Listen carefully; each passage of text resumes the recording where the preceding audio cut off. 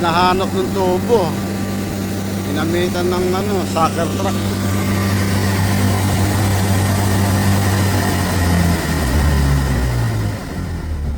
Galing, no? Guys, hello. Andito kami ngayon sa Ayan. So nakita na namin yung tubo. Tapos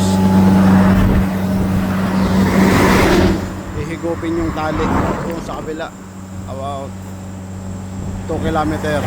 Kasi hauling to. Maglalagay kami ng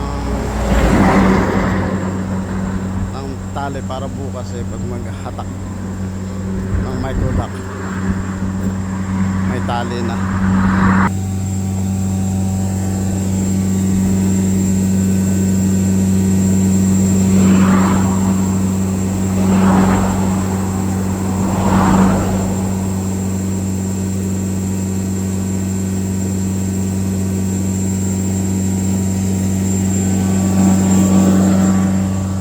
Inihigop niya yung rope.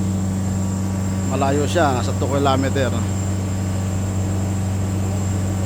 Hauling kasi itong gagawin namin. Ayan, mula dito sa station na to, nasa 3 kilometer total lahat to. 4-way duct. Kaya namin, hauling namin. Pero naglalagay muna ng rope gamit ang